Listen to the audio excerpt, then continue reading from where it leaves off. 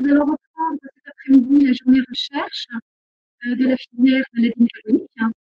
Je vais présenter Céline Ben-Simon, qui est doctorante en psychologie à l'Université Paris Diderot, qui est encadrée par les professeurs François Villa et Marco Araneda, et qui va nous présenter un projet de recherche filière, projet de recherche sciences humaines et sociales, sur l'annonce diagnostique dans le cadre du dépistage néonatal. Donc, c'est un projet qui a été écrit avec un groupe de la filière, les professeurs Villa et Araneda, et qui n'a pas démarré. Et Céline va nous présenter ce qui a été préparé. Et le travail, bien sûr, se fera avec l'ensemble de la filière.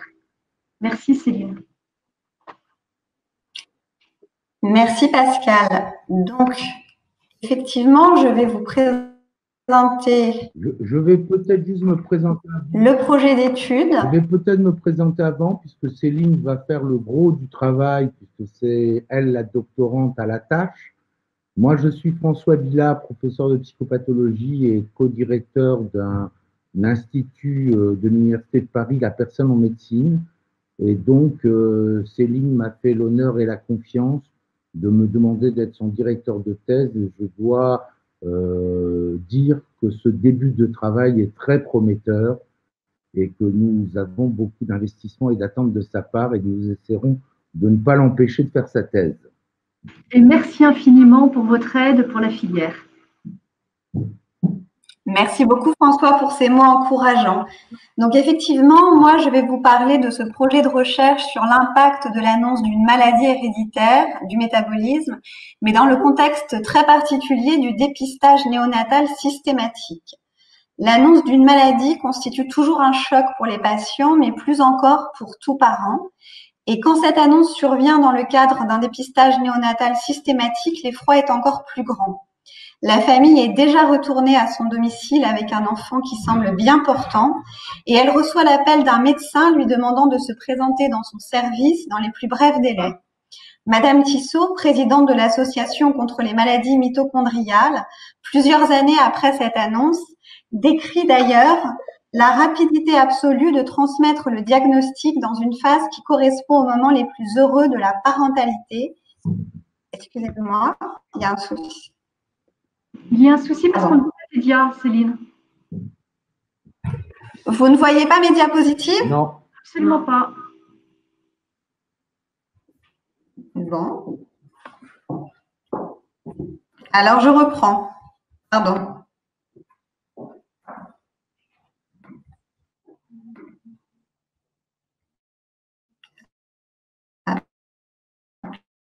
Là. Est-ce que c'est mieux comme ça? Absolument. C'est mieux comme ça? L'écran, Céline. Merci beaucoup. Pardon? Merci. Donc, je reprends Madame Tissot, qui est la présidente de l'association contre les maladies mitochondriales. Plusieurs années après cette annonce, décrit comment la rapidité absolue de transmettre le diagnostic dans une phase qui correspond aux moments les plus heureux de la parentalité vient bouleverser le début de la relation parent-enfant, la confrontant à la mise en place du début d'une relation à des soins de santé.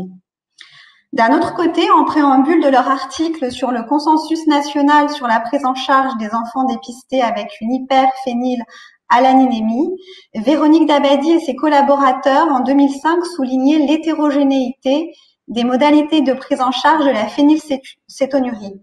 Elle notait à cela deux raisons, des questions d'ordre théorique et l'absence, je cite, de guide thérapeutique consensuel national. C'est donc dans ce contexte que s'inscrit notre recherche en sciences humaines et sociales, dans l'objectif de l'harmonisation des pratiques ajustées, car nous pensons que le parcours de soins thérapeutiques commence dès l'annonce diagnostique. Alors, l'harmonisation des pratiques dans l'objectif d'informer et d'accompagner au mieux en premier lieu les parents, mais une harmonisation des pratiques ajustées, car il convient de prendre en compte la manière dont chacun peut vivre les effets de cette annonce dans son histoire et dans sa temporalité. Alors, nous insistons bien sur le terme de chacun, car si en premier lieu, il s'agira de comprendre les ressentis des parents, L'un des objectifs très novateurs de cette étude sera également de tenir compte des ressentis de l'équipe et des médecins annonceurs, lesquels, comme le souligne Chloé Langeard dans un article sur la mucoviscidose en 2011, vont, sans même l'avoir ausculté cliniquement, faire rentrer un enfant asymptomatique dans le champ de la maladie. Donc la phénylcétonurie est une maladie héréditaire du métabolisme génétique récessive et rare qui a pour incidence 1 sur 16 000, soit environ 60 naissances en France par an. Elle est liée à un déficit de l'enzyme phénylalanine hydroxylase qui entraîne l'accumulation de phénylalanine dans le plasma et dans le cerveau. À la naissance, le nouveau-né est asymptomatique. Et en absence de diagnostic, donc en absence de traitement, on note un retard psychomoteur important. En 1970, sous l'impulsion de l'Association française pour le dépistage et la prévention du handicap de l'enfant, le diagnostic néonatal systématique pour la phénylcétonurie chez le nouveau-né devient efficient, ce qui permet de mettre en place une prise en charge précoce, avec notamment la mise en place d'un régime hypoprotidique strict. Alors, si ce régime permet une nette amélioration de l'état des patients phénylcétonuriques, le diagnostic néonatal systématique et l'annonce qui suit ce dépistage vient soulever de nombreux points de réflexion, tant du côté des patients que du côté des médecins. En effet, le temps de l'appel constitue un moment potentiellement traumatique pour les parents. En 2012, l'étude menée par le professeur Feuillet et son équipe a permis de mettre à jour la présence de sentiments d'angoisse, de tristesse, de colère, d'inquiétude et de culpabilité chez les parents pendant et après l'appel, également des troubles de l'humeur, du sommeil et de l'appétit. Alors, si ces sentiments ont tendance à diminuer au cours de la première consultation, on observe la reviviscence de certains mots prononcés lors de l'appel des années après chez les parents interrogés. Outre cette dimension potentiellement traumatique que nous allons prendre en compte, le temps de cet appel constitue également un moment crucial pour l'établissement de la relation de confiance qui s'établira ou non avec le médecin et avec l'équipe soignante en général, ce qui aura une incidence bien évidemment sur l'observance et sur la compliance. Le diagnostic néonatal systématique de la phénylcétonurie est donc une expérience pionnière pour d'autres maladies héréditaires du métabolisme. Le dernier plan de santé publique vise à étendre ce diagnostic à d'autres maladies.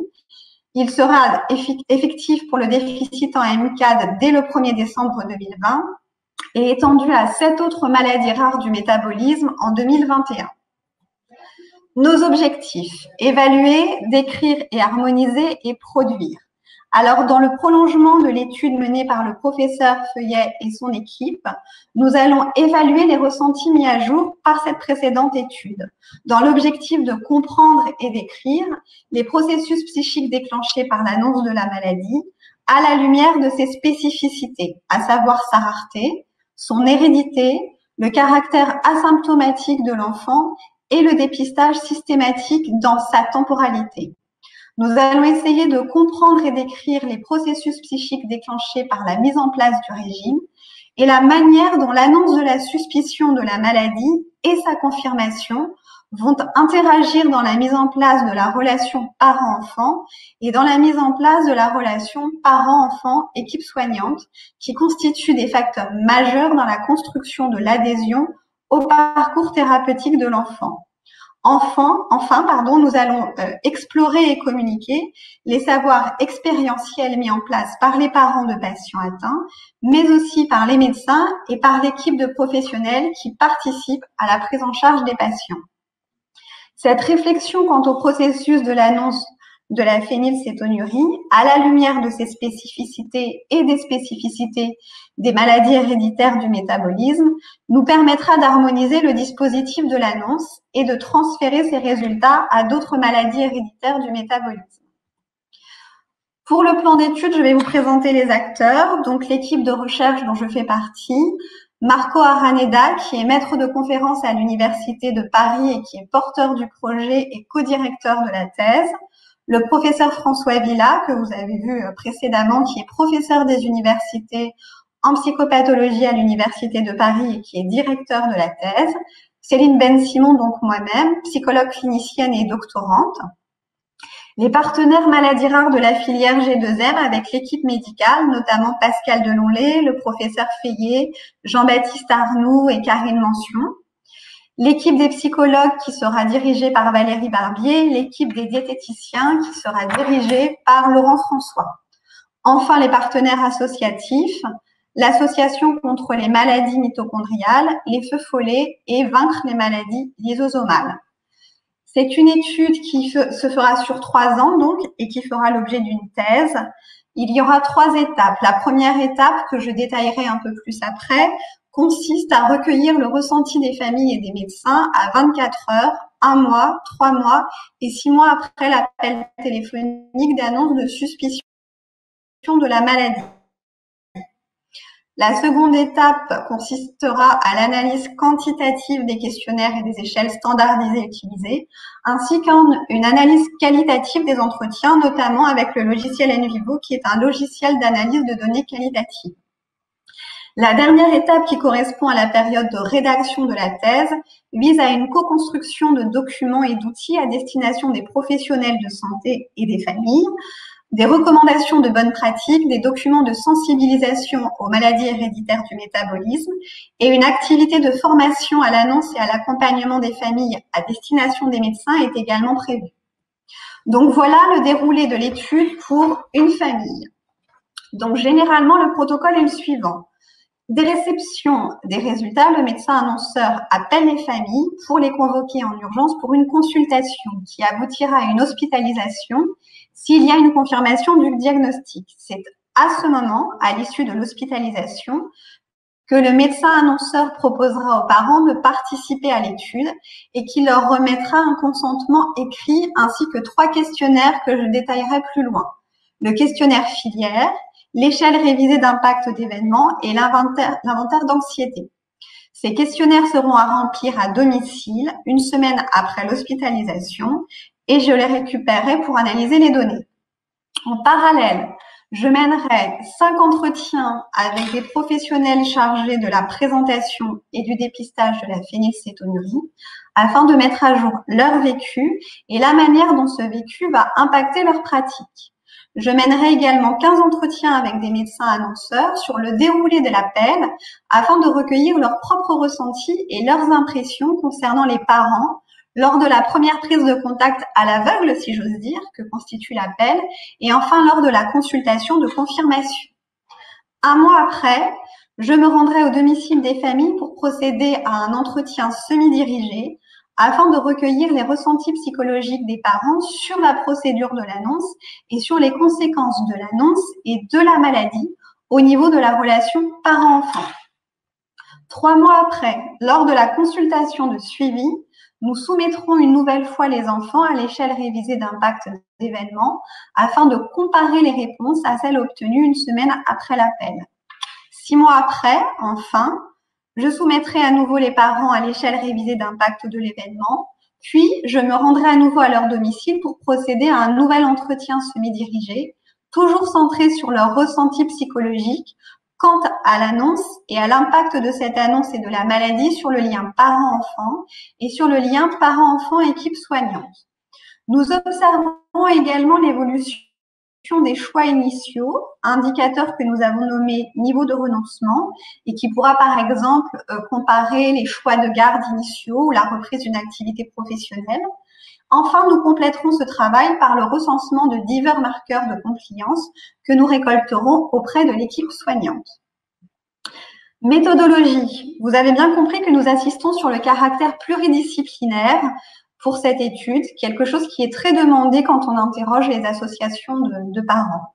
C'est une recherche menée sur la France entière auprès des différents centres de référence pour les maladies héréditaires du métabolisme, prenant en charge le dépistage néonatal systématique. Pour la population, nous avons retenu 25 parents d'enfants diagnostiqués phénylcétonuriques, plus 5 faux positifs, 5 parents d'enfants diagnostiqués pour un déficit en MCAD, 5 médecins chargés du diagnostic néonatal systématique et 15 médecins annonceurs. Alors pourquoi 5 faux positifs? Eh bien c'est pour nous aider à tenir compte de leur expérience et aider à la réflexion sur la procédure d'annonce du déficit en MCAD pour lequel le dépistage mène à de nombreux faux positifs. Nos outils. Donc, nous reprendrons le questionnaire de la filière G2M qui avait été rédigé par l'équipe du professeur Feillet en 2012, mais nous travaillons actuellement pour le réadapter aux objectifs de la recherche actuelle. Nous utiliserons l'échelle révisée d'impact de l'événement qui vise à évaluer de manière subjective le stress post-traumatique, l'échelle d'inventaire d'anxiété et d'attrait et des entretiens semi-dirigés que nous dirigerons nous-mêmes. Les résultats attendus. Nous espérons comprendre la corrélation entre l'effet de l'annonce et l'évolution clinique des patients au niveau de l'observance thérapeutique et de la compliance notamment. Comprendre la relation entre l'effet d'annonce et le diagnostic de la maladie dans l'établissement des liens parents-enfants et des liens parents-enfants-équipe soignante, dans l'objectif de constituer un socle de connaissances solides pour l'ensemble des procédures d'annonce présymptomatiques des maladies héréditaires du métabolisme, afin d'harmoniser de manière ajustée, j'insiste sur ce terme, les pratiques afin d'aider les médecins dans l'annonce du diagnostic et dans l'accompagnement des familles. Cette étude sera valorisée par des publications dans des revues médicales et psychologiques anglaises et françaises indexées et des communications dans divers congrès nationaux et internationaux. Voilà un calendrier prévisionnel. Actuellement, nous sommes en train de travailler à la révision du questionnaire filière G2M, à la rédaction des guides d'entretien et des consentements éclairés afin de les soumettre le plus rapidement possible au comité d'éthique et à la CNIL. En parallèle, nous travaillons à la constitution du comité de pilotage qui regroupera l'équipe des chercheurs, les membres de la filière G2M et de représentants des associations de familles. Ce COPIL se réunira tous les semestres et une première réunion est prévue mi-octobre. Les entretiens avec les familles devront débuter janvier 2021 et comme je suivrai les familles pour une durée de 6 mois, la phase de rencontre avec les familles et le recueil des données sur la recherche s'étalera de janvier 2021 à janvier 2022. Je souhaite remercier particulièrement la filière G2M pour la confiance qu'elle nous accorde dans ce projet, ainsi que les partenaires associatifs dont la collaboration est très précieuse pour nous. Merci infiniment Céline pour cette brillante communication. Merci infiniment et c'est important pour la filière d'entendre ce projet. Pour l'instant, nous n'avons pas de questions écrites. Je vous rappelle, pour ceux qui n'étaient pas connectés ce matin, que pour poser des questions, il faut aller sur la page dédiée. On ne pose des questions que par écrit. Je voudrais aussi juste en profiter avant de donner la parole au professeur François Villa, de rappeler que pour le COPIL de travail, il est encore temps de rejoindre ce groupe de travail. Au départ, les groupes de travail, le groupe de travail social et le groupe de dépistage avaient été sollicités. Donc, il y a eu plusieurs conférences téléphoniques avec vous. Et là, Céline travaille avec le professeur Villa et le professeur Araneda sur ce questionnaire qui avait été utilisé initialement avec François Feuillet, Jean-Baptiste Arnoux, avec 5 centres. Voilà. Et donc, probablement de le remontrer à ce COPIL. Et donc, le travail commence tout juste. Et ceux qui voudraient rejoindre ce groupe n'ont rien perdu pour participer, ce n'est que le début. Le professeur Villa, vous voulez rajouter quelque chose? On n'a pas grand-chose parce que je trouve, et c'était très intéressant, j'avais déjà travaillé avec Céline et j'avais vu sa présentation, mais c'est très intéressant de l'entendre. Je trouve qu'elle a fait un énorme travail.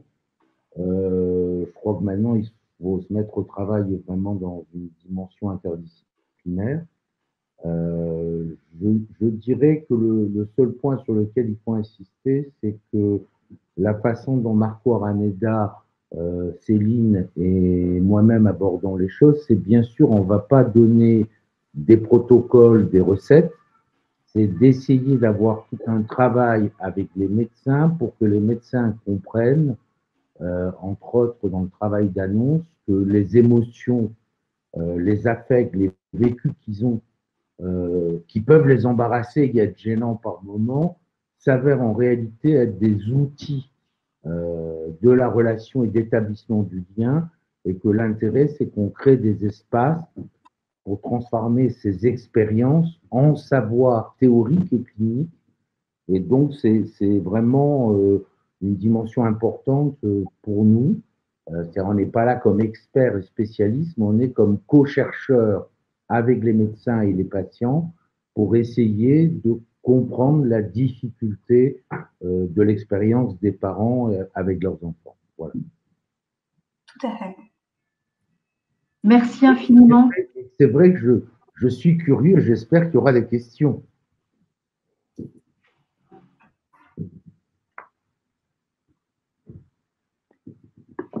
Je pense que ce qui est très important, c'est quand vous serez prêt avec ce questionnaire et le concret de tous vos outils de travail pour le premier dépistage pour lequel vous serez sollicité, il faut absolument provoquer une réunion, soit en visio, soit en présentiel. On verra les circonstances, mais avec tous les acteurs du dépistage de façon concrète, parce que ça sera très important que chacun puisse savoir comment se déroule pour pouvoir l'expliquer. C'est quand même le clinicien qui va présenter ce programme de recherche à une famille. Et voilà, tout le monde sera, évidemment, n'est pas obligé de participer. Mais donc, ça sera très important de se revoir tous avec les acteurs de la filière qui s'occupent de maladies dépistées. Mais ça, Céline a dû en plus vous dire, ça serait bien qu'on ait l'occasion déjà de se voir en petit comité assez vite pour préparer ça, parce qu'effectivement, il faut être opérationnel D'accord. Donc, Asa remettra un doodle avec le groupe de travail, avec tous ceux, même ceux qui n'avaient pas été connectés, du groupe social et du groupe dépistage. Voilà, donc on va l'organiser. Parfait. Et donc, merci, ça nous paraît important de l'annoncer aujourd'hui. Ce sur quoi je pourrais juste insister un peu, parce que souvent, je ne sais pas ce qu'il en est des participants à cet échange, mais je vois sur une autre recherche que j'ai eu l'occasion de présenter à la commission recherche de la faculté de santé de l'Université de Paris. On était surpris du peu, bon là en dehors du fait qu'il y a une population tout de même assez faible nationalement et que les gens qu'on va rencontrer, ça représente un pourcentage non négligeable. Souvent, on se dit comment, avec des populations si petites, peut-on faire des recherches valides? Je dirais que, comme Céline l'a bien montré, c'est la dimension parcours, dynamique et évolution qui est intéressante. Et ça, on peut en rendre compte qualitativement avec des recherches sur des faibles populations et il y a des moyens de rendre ça tout à fait représentatif pour la publication dans des revues indexées. Merci beaucoup. Alors, une question d'Élise Levigo. Je m'interroge au sujet de l'entretien avec les parents 24 heures après l'annonce du diagnostic. Est-ce qu'il sera fait vraiment à 24 heures ou a posteriori sur le ressenti des parents à ce moment-là? Alors, c'était une question qui, bien sûr, ils sont un peu dans le traumatisme d'une annonce. Céline, si tu veux répondre. Alors, l'entretien, moi, je ne vais pas faire un entretien avec les parents 24 heures après l'annonce. Je vais faire un entretien avec les parents un mois après l'annonce. Ce qui leur sera remis, c'est les échelles standardisées ainsi que le questionnaire filière. Mais moi, je ne vais pas les rencontrer 24 heures après l'annonce car effectivement, c'est trop tôt. Oui, ce qui est prévu 24... Allez-y. Oui. Non, ce qui est prévu en fait 24 heures après l'appel, c'est que la famille rencontre le médecin et c'est avec ce médecin qu'il va y avoir un entretien pour expliquer justement s'il y a une confirmation du diagnostic, ce que sera la maladie. Et moi ensuite, je vais rencontrer le médecin pour savoir comment lui a vécu cet entretien et son impression sur les familles justement que je vais rencontrer ensuite si elles acceptent de participer à l'étude. Mais moi, je ne vais rencontrer les familles qu'un mois après l'annonce, effectivement. Alors, une dernière question pour rester dans les temps d'Anaïs Brassier. Est-ce que Vas-y.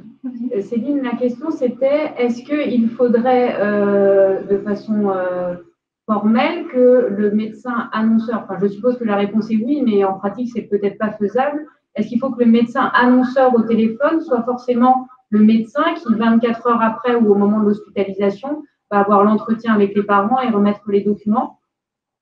Alors, je ne sais pas comment… C'est l'idéal, mais… Oui. Effectivement, fait. C'est-à-dire que je ne sais pas pour l'instant comment chaque centre de référence travaille, mais c'est vrai que dans cet objectif d'harmonisation des pratiques, c'est quelque chose qui pourrait être proposé, en fait, que la famille ait affaire à un même interlocuteur, parce que dès le début de l'annonce, en tout cas c'est ce que nous pensons, le parcours thérapeutique va commencer. Donc c'est bien quand même d'avoir un interlocuteur fiable pour les parents, en tout cas qui puisse identifier clairement, je pense. Merci. Merci infiniment, Céline, d'avoir exposé Merci à la vous. recherche de la filière. Merci beaucoup. Avant de passer la parole à Thierry Levade, qui va remettre les prix des 2 meilleures communications de ces jeunes de ce matin, je voudrais remercier bien sûr l'ensemble de la filière et en particulier l'équipe filière et le board de la SFEM qui ont participé à cette journée. Et donc, je voudrais remercier en particulier Asa qui a été très active et puis tous ceux qui nous ont aidés dans la gestion de cette journée qui était une première pour nous en visio. Et malheureusement, je pense que ça va se reproduire. Merci beaucoup. Et Thierry, je te laisse la parole.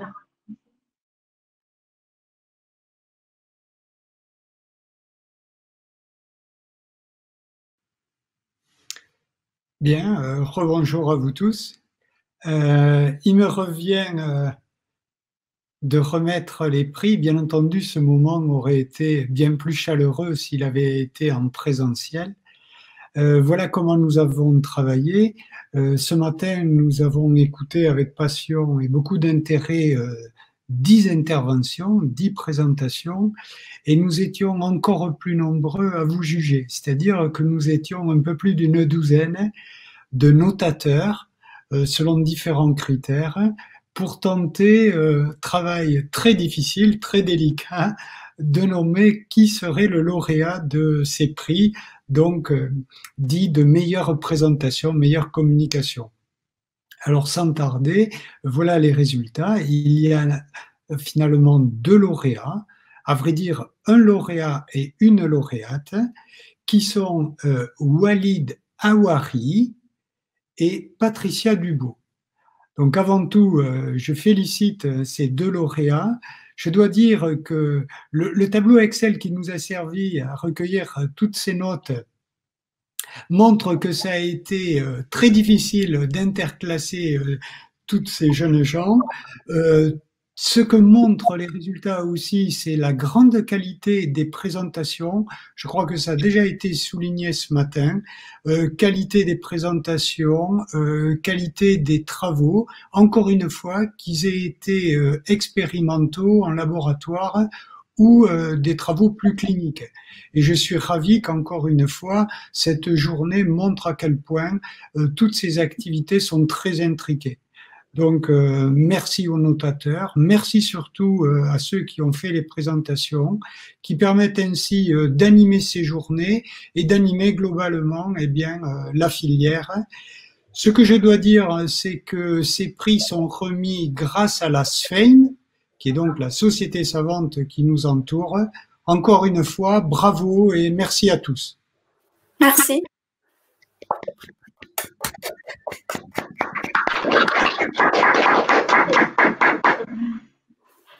Voilà, merci infiniment. Je ne sais pas si vous voulez dire une phrase chacun. Oui, moi je tiens à remercier donc cette filière G2M pour cet événement extrêmement instructif. Je tiens à féliciter toutes les personnes qui ont fait des présentations aujourd'hui. Tous les sujets étaient très très intéressants et passionnants. Félicitations et merci à l'organisation qui a mis en place cet événement dans des conditions si particulières. Merci au jury de m'attribuer ce prix. Je suis vraiment très très honoré. Et voilà, un grand merci à vous tous. Moi, je vais pas pouvoir dire mieux. Je dis la même chose. Donc, je remercie bien sûr le comité scientifique et les notateurs. Et puis surtout, j'ai trouvé que toutes les présentations étaient vraiment très, très intéressantes, très bien faites. Et c'était une super journée. Donc, bravo à tout le monde. Merci. Merci à tous et merci à Thierry et à tout le groupe de recherche. et à l'équipe filière encore une fois. Voilà. Donc, Thierry, tu veux conclure la dernière phrase? Oui, je te laisse le soin de conclure. Donc, merci infiniment pour cette journée recherche avec des jeunes qui représentent les labos fondamentaux affiliés à la filière et aussi aux études cliniques, aux études collaboratives de tous les centres de référence et compétences. Merci infiniment. On en profite pour annoncer une journée filière valorisation, donc de recherche, mais cette fois-ci avec des industriels qui n'étaient pas invités aujourd'hui. C'était vraiment une journée académique. En décembre, vous avez absolument toutes les dates qui vous ont été envoyées par email, qui sont sur le site internet et qui seront sur les prochaines newsletters. Voilà, donc ça sera une journée valorisation avec association, bien évidemment, les acteurs de la filière et des industriels. Ça sera une première, organisée par le groupe de recherche. Et puis, il y a d'autres journées entre-temps, d'autres thématiques que la recherche. Et tout cela est sur le lien. Merci infiniment à tous et désolé pour le déjeuner raté.